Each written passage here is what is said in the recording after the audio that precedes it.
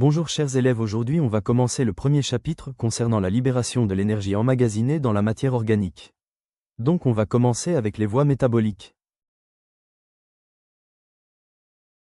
Donc on va commencer avec la respiration cellulaire, c'est le transfert de l'énergie de la matière organique vers la molécule d'ATP en aérobiose, c'est-à-dire en présence d'O2.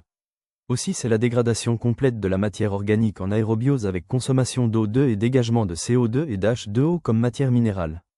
La production d'énergie est importante, 38 ATP, et fait intervenir la mitochondrie dans les cellules eucaryotes.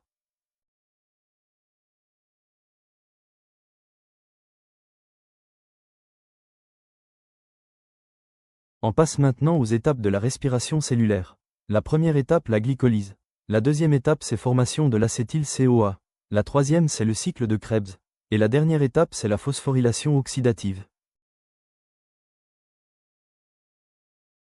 Voilà, ce schéma simplifie les étapes de la respiration cellulaire en présentant les 4 grandes phases du processus de production d'énergie à partir du glucose en présence d'oxygène.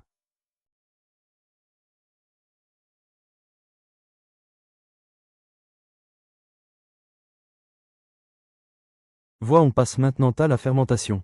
Alors la fermentation, c'est le transfert de l'énergie de la matière organique vers la molécule d'ATP en anaérobiose, c'est-à-dire en absence d'O2. Au contraire de la respiration cellulaire, la fermentation se caractérise par une dégradation incomplète de la matière organique en anaérobiose avec production d'un résidu organique, éthanol ou lactate. Au cours de la fermentation, la production d'énergie est faible, 2 ATP. Et voilà chers élèves les étapes de la fermentation. Étape de la fermentation, la première étape est commune avec la respiration cellulaire, la glycolyse. Elle phosphoryle 4 ADP mais hydrolyse 2 ATP. Elle réduit 2 $namibiens plus en 2 NADH2. La deuxième étape, c'est formation de l'éthanol.